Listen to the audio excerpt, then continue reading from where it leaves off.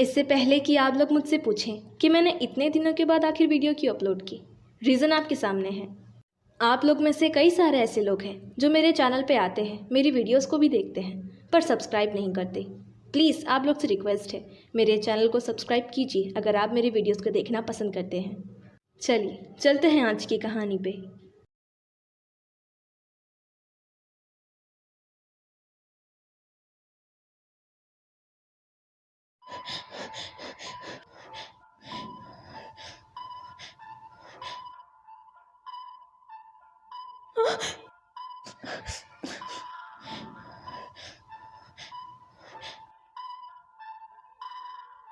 यहाँ पर आना ही नहीं चाहिए था, क्यों आई मैं यहाँ पर।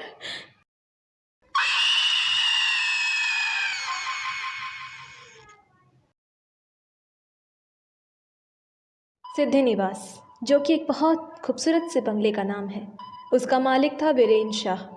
उसने अपने बंगले का नाम अपनी बेटी के नाम पर रखा था, जिसकी अभी कुछ ही दिनों पहले एक सड़क हादसे में मौत हो गई थी। वो अब बिल्कुल अकेला पड़ चुका था, इसलिए अपने अकेलेपन को दूर करने के लिए उसने अपने बंगलों को होटल में कन्वर्ट कर दिया और अब उसे एक मैनेजर की ज़रूरत थी। किस्मत से कुछ ही दिनों बाद उसके यहाँ एक लड़की इंटरव्यू देने के लिए आई। वीरेन ने उससे जितने भी सवाल पूछे, उसने सारे सवालों के जवाब बहुत अच्छी तरह से दिए, इसलिए वीरेन ने उसे अपने होटल का मैनेजर बना दिया। अगले ही दिन उस होटल में रहने के लिए एक औरत आई। उसके साथ उसका एक 9 साल का बेटा भी था। उस औरत ने मैनेजर रीमा से कहा, हम यहाँ 3 दिन के लिए रुकने आए हैं। हमारे घर का रेनोवेशन हो रहा है। हम शांति भरे माहौल में रहना बहुत पसंद करते हैं, इसलिए हमें कोई ऐसा ही कमरा दें जिसमें बहुत शांति हो, कोई भी हमें तंग ना करे और हम आराम से रह पाए। मैनेजर रीमा ने कहा, मैम अगर आप शांति चाहती हैं तो आप बिल्कुल सही जगह पर आई हैं। हमारे कमरे बहुत ख़ास तरह के हैं, ना ही अंदर की आवाज़ बाहर जाती है और ना ही बाहर की आवाज़ अंदर आ पाती है। और फिर आप तो हमारी पहली गेस्ट हैं, इसलिए आपको एक सरप्राइज़ भी मिलेगा। आप उस कमरे में जाइए, आपको वहाँ पर अपना सरप्राइज़ मिल जाएगा। वो बहुत अनोखा है। रीमा के बात करने का अंदाज़ उस औरत को अच्छा नहीं लगा। रीमा बहुत डरावने तरीके से बात कर रही थी, पर उस औरत को यहाँ पर रुकना ही था, इसलिए वो अपने बेटे को लेकर अपने कमरे की तरफ चली गई। उसने जैसे ही अपने कमरे का दरवाज़ा खोला, उसने देखा कि अंदर पहले से ही कोई है। उसका बेटा कहने लगा, मम्मी ये यहाँ तो पहले से ही कोई है। ये मैनेजर ने हमें ये कमरा दिया क्यों आखिर, अगर यहाँ पर पहले से ही कोई गेस्ट है। वो औरत गुस्से में अपने बेटे को लेकर रीमा के पास चली गई। आपने तो हमसे कहा था कि उस कमरे में कोई नहीं है। मुझे तो वहाँ साफ साफ एक लड़की बैठी हुई दिखाई दे रही है। कौन है वो उस कमरे में? ये सब कुछ सुनने के बाद भी रीमा के चेहरे पर मुस्कान बरकरार थी। उसने कहा, मैडम ये आप कैसी बात कर रही हैं? हमने कहा ना, आप हमारी पहली गेस्ट हैं। यहाँ आपके सिवा और कोई नहीं है। ओह, तो तुमने एक सरप्राइज़ की बात की थी। यही है वो सरप्राइज़ कि तुम हमें किसी और के रूम में भेज दोगे? रीमा अब भी मुस्कुरा रही थी। उसने कहा, ओहो मैडम, आप बेकार में नाराज़ हो रही हैं।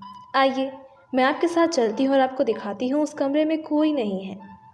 रीमा उन दोनों माँ बेटे के साथ उस कमरे की तरफ चली गई। वो उस रूम के अंदर चली गई और फिर कहने लगी, देख लीजिए मैडम, कोई नहीं है यहाँ पर। वो बस आपका वहम था।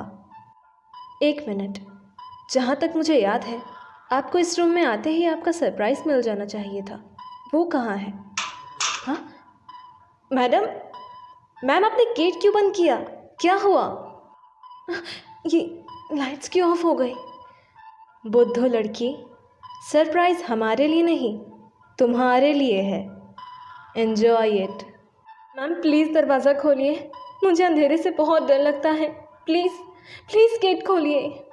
हाँ, ये कौन है? कौन हो तुम? यहाँ क्या कर रही हो? यहाँ आई कहाँ से?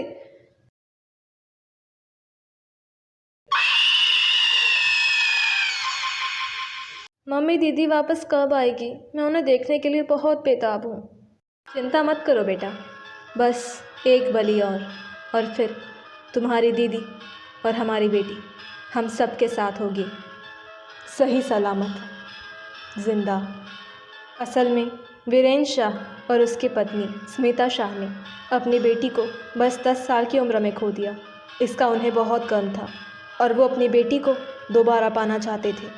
इसलिए उन लोगों ने ब्लैक मैजिक का सहारा लिया, अपने बंगलों को होटल में कन्वर्ट कर दिया और जो कोई भी इंटरव्यू देने के लिए आता था उन सब की बलि चढ़ा देते थे ताकि वो अपनी मरी हुई बेटी को दोबारा जिंदा कर ले। और अब बस एक ही बलि बाकी थी। हेलो सर, मैं इंटरव्यू देने के लिए आई हूँ।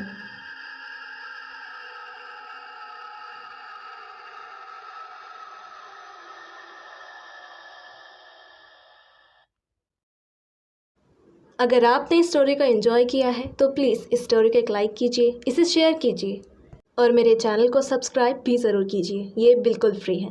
Thanks for watching.